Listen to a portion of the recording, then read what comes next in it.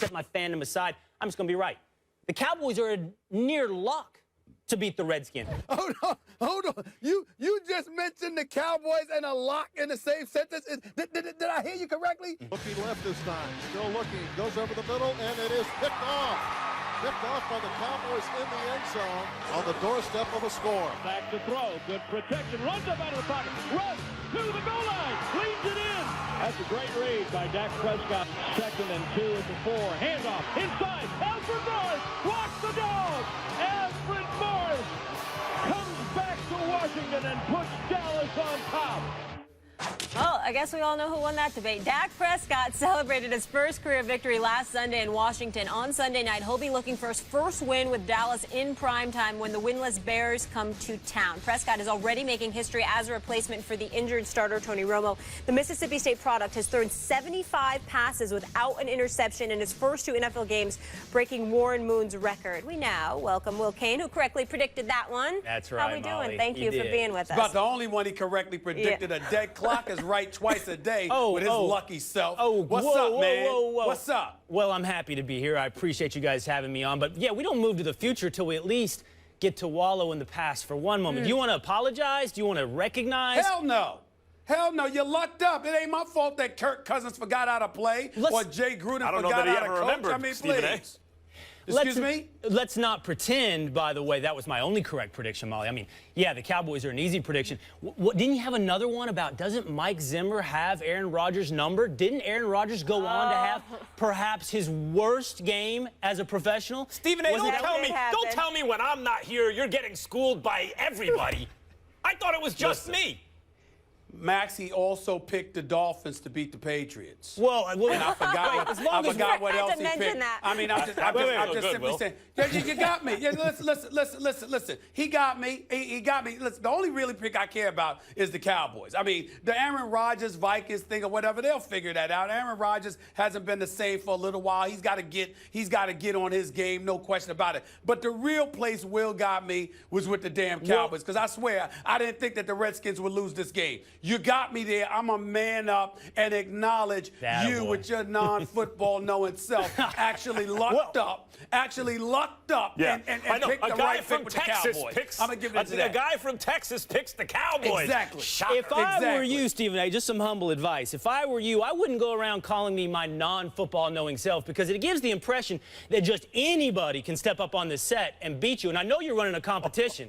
I know you have a competition for all the folks at home who are ready to do that. Yes. I should be inspiration. And therefore, I'm inspiration to everyone. Aspirational for everyone out there. By the way, Molly, yes. I'm glad Will brought that up because I want to let folks know that, you know, the reason why you got legal involved for ESPN and all of that stuff is because they want to make sure that the average viewers out there don't get massacred once this contest begins and they come on this show. So, again, you might get people that luck up here and there. I'm on the airwaves live 2 hours a day every day, you know, more than 40 weeks a year. I mean, what do you expect? A dead clock is right twice a day. But in the end, over the grand scheme of things, people are going to get beat down, which you would know if you were around more. But Max is there to tell you he's an expert in that category right now.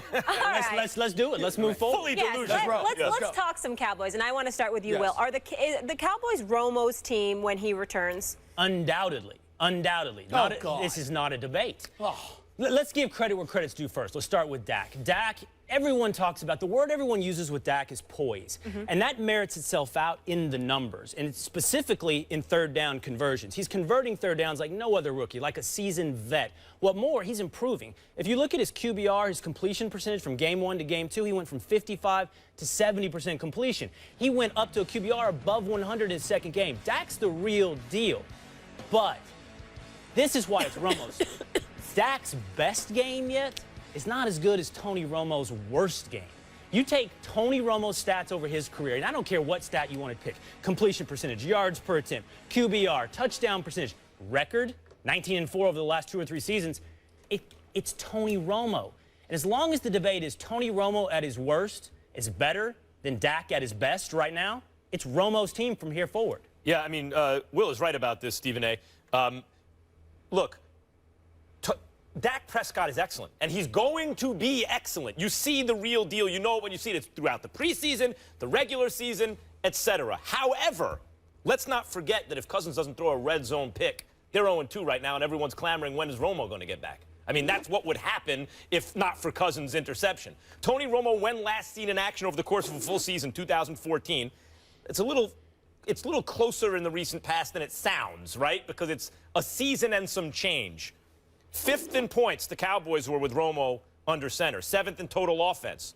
12 wins and 1 call away from the NFC Championship game. Same O-line, maybe better, they've added since then. Same star wideout. Okay, the tight end is getting older, but he can still play. They drafted a running back high up. I mean, when Tony Romo was healthy, even the perception of the Cowboys goes from plucky team that might get it done on offense to, whoa, if they can play defense at all, they're kind of like a poor man's Pittsburgh Steelers. Like, if they can play defense at all, they're a real threat. That all changes. The entire perception of the team changes if Tony Romo is a starting quarterback. Yes on Dak Prescott, but not yet. If Romo's available, he's clearly the better option at this point. Well, see, now y'all switching it up because I was getting ready to jump all over Will because he sounded too damn much like you. He makes a point, then he hedges his bet by going to the other side before coming back to the side, thereby giving me no side to attack because you covered both sides. I was gonna get all over you. But here's the problem.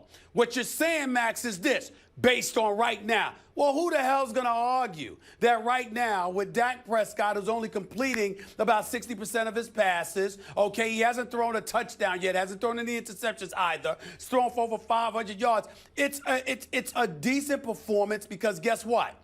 He's not turning the ball over. He's not contributing to his team losing. He's keeping things under control and holding down the fort. And for a rookie 4th-round pick, that's a phenomenal thing to accomplish in your first 2 games in the NFL. We understand that, but there's no question that at this particular juncture, Tony Romo would be the guy. What I thought we were asking here is that since Tony Romo is not projected to be back before, let's say, week 8 to 10, all right, that's at least half the season. If Dak Prescott is flowing like this and continuing to elevate his stature, you disrupt that because Tony Romo is back healthy? My response to that is, hell no. Yes, you will. Do not do that. This is a league. Hold on. I'll let y'all speak. Go ahead. I'll let y'all speak. My point is, Will, Max, I'm saying to y'all, consider the culture. Tony Romo has been your starting quarterback all the time since 2007. They have 2 playoff victories in 9 years. What is there to talk about? If Dak Prescott is flowing 8 games, 9 games into the season, you don't sit there and disrupt that to take care of Tony Romo. If Tony Romo came back this week, yes. But if this happens for 8 weeks, no, you don't do that. I got it. You want to set the terms of the debate on a hypothetical. That's cool. I'm good with hypotheticals. What's the hypothetical? Tony Romo's out. You've presented, the way you've changed the debate. Will, Tony Romo's out. If Dak Prescott is what? I don't know what the parameters are. Flowing, whatever that means. One of the best quarterbacks in the league. Do you sit him for Tony Romo? That's the new terms. That's the new terms. The brothers understand what I meant, Will. The brothers understand that. You know what I'm saying? I just want you to know that. It's okay, Will. It's all right. I know. I'm trying to bring you there. I'm trying to bring you up to speed. You know, with the lingo. It could be a black-white thing. It's all right. It could be a New York, Texas thing, or it could be a little imprecision on your part to give you a little wiggle room coming week 8. The first two. The first two. Black, white, New York, Texas. That's fair. The flowing point is fair. It is a little bit ambiguous, but that's the nature of the NFL. Kurt Warner, who got his job due to an injury, became the best player in football, arguably. I mean, he was MVP, greatest show on turf. He's the orchestrator. He's the guy you want on your fantasy team. He's the guy you want on your real team. He gets hurt. Mark Bulger, who's, fine. He's not some world beater, but he's fine. Takes over, and the Rams go 8-0, and Kurt Warner gets healthy, and he never plays for St. Louis again. I mean, that was it. So if it could happen to Kurt Warner, who as good as Romo is, has never been as good as Warner was back then, and as interesting as Bulger was, did not have the promise that Dak Prescott has right now, it could also happen. I'm not saying it couldn't happen to Romo. It's possible it could happen to Romo. But to Will's point, Stephen A., what does flowing mean? Well, let Will make his point. What does it mean? I'm asking you, what does it mean? What's I'll answer that for you, Max. I'll get to that. Go ahead. Flowing means that in 8 weeks, Stephen A. doesn't have to be held accountable for Dak Prescott's performance. Flowing means that he can win the debate no matter what. This is the answer. I'm going to accept the terms of Stephen A.'s debate here, and that is, let's assume Dak Prescott is awesome, also an ambiguous term, through the next 8 weeks. I will accept the body of evidence thing. Stephen A. has said, you have years of Tony Romo experience suggests he can't come through in the clutch. I say I have years of body of evidence that Tony Romo statistically flies in the face of people like Stephen A. that want to mock him, that want to say he's not one of the best quarterbacks. I mean, it's in the numbers, and I will rely on that body of evidence and those numbers to say that Tony Romo is the guy you go with based upon, I know this is a Max term, pure weight of the evidence. I'm struggling here, Will, because I'm trying to make a decision. Yes. Is it just that you're a homer because you're from Texas? Or is it that you're not a winner? Because I'm wondering, because here's the deal. Why is that either or? Tony, hold on, Max.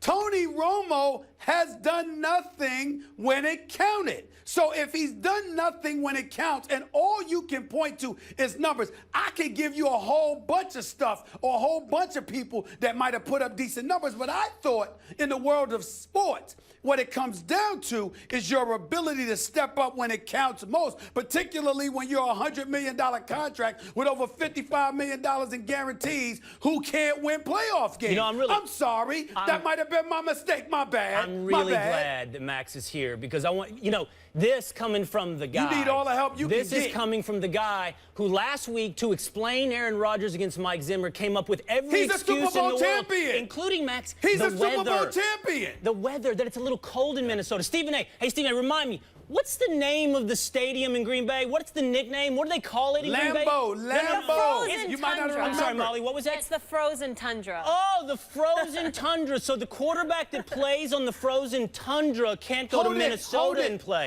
That was the excuse you offered. Let me ask somewhat of a rhetorical question. And you can have Molly Wood there giggling all she wants. She can't help you. I'm entertained. Here's the reality of the situation, Will. You are comparing an individual that has 2 playoff wins in his entire career to a Super Bowl champion, universally recognized as one of the top 2 to 3 quarterbacks of this generation. And I am saying to you, in 1 year, you have to win at least 3 playoff games to win a Super Bowl. So Aaron Rodgers has won more playoff games in 1 year than Tony Romo has won in 10. It's not even going to compare the two? I need to judge this for a second. Stephen A., if Will's point was that Mike Zimmer's a problem for Aaron Rodgers and you're denying that, you're crazy. Of course he's a problem for Aaron Rodgers. And, Will, I like Tony Romo a lot. He ain't Aaron Rodgers. No, I didn't say that.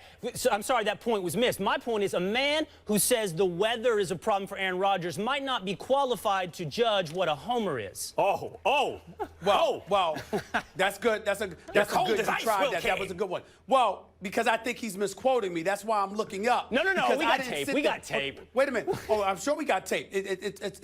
I'm the man on the show. We damn sure got tape. But my point to you is this. My point to you is this. When I brought up the weather, I talked about last season. I wasn't talking about all the times that he played against Zimmer. And Aaron Rodgers has struggled against numerous teams, particularly since Jordy Nelson went down. But you left out those facts. Good try, though. Good try, though, Will. A good try. Will, thank you. Tony That was Romo. a lot of fun. I should get an award for managing these egos.